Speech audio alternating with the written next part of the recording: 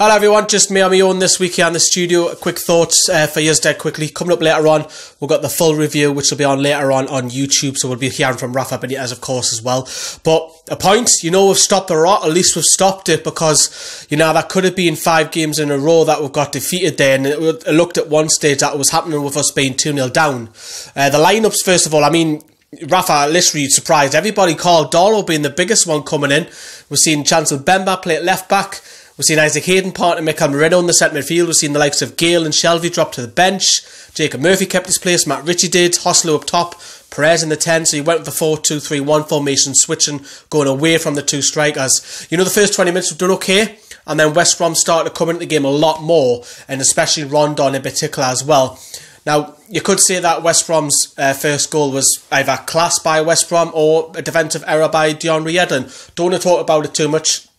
I think Newcastle were a little bit unlucky to go in at half-time 1-0, but West Brom probably shaded that first half. Second half, they scored pretty easy. It's pretty early, but Chancel Bemba's got to stop Matt Phillips' cross coming in.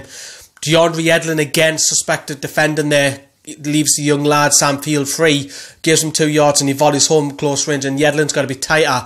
But, we got the goal very, very quickly from Keane Clark. West Brom's defence all over the place was scored, and you see Newcastle change.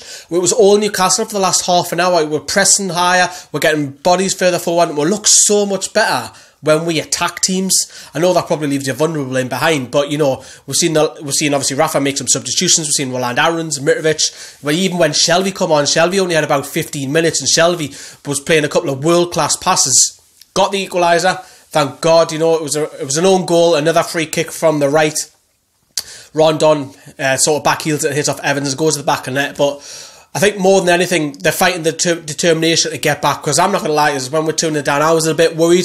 I was like, oh, here we go again. And it at least just stops the rot. Yes, we haven't won. Yes, we've got Chelsea on the weekend. We can worry about that later on. Let's just praise the lads. Because, including myself, I've literally criticised DeAndre Yedlin massively over the weekend. Probably is a fault for 1 or 2 of the goals, but don't want to talk about it. Well done for fighting back. The spirit to fight back was absolutely fantastic, and it's a waypoint at the end of the day.